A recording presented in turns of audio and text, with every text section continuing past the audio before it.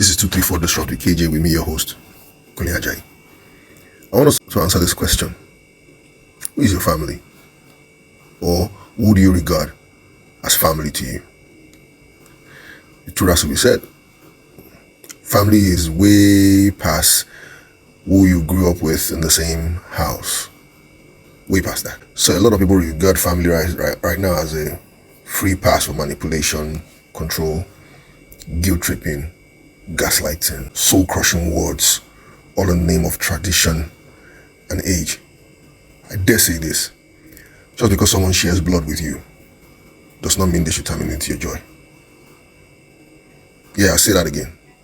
Just because someone shares bloodline with you does not mean that they have the right to terminate your peace and joy. I know that a lot of us are going to argue with me on this, but from childhood, many of us were told, family is everything. Respect your elders no matter what. Don't cut off family. Blood is thicker than water. I'm sure we've all heard this.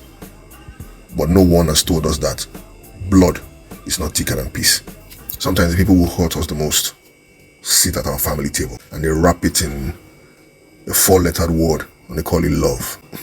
Some of us even cringe when some people's name light up on our phone. Your shoulders just begin to tighten up and you begin to wonder, what does this person want to say? When you hear that statement come out, it's like, I want to see you, you just begin to rehearse boundaries in your head. And yet, you still feel guilty for applying those boundaries.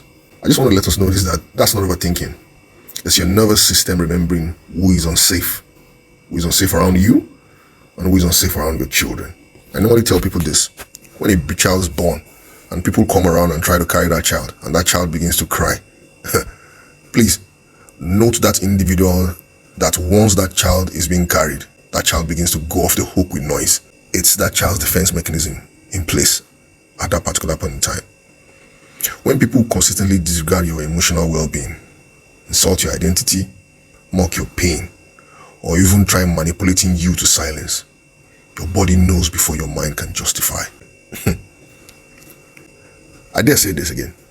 You're allowed under every circumstance to preserve your own peace, even from your bloodline. People that know me clearly always hear me say this when they ask, how are you doing? My next answer is, I did my lane. And I've tried to explain why I say that statement consistently over time. Being on my lane means I'm not running with anybody.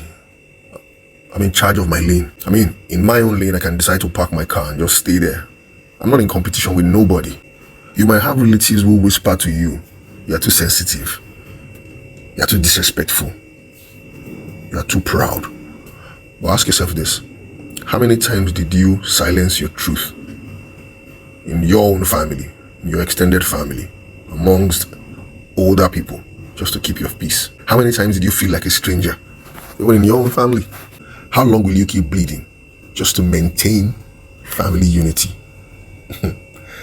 My brother,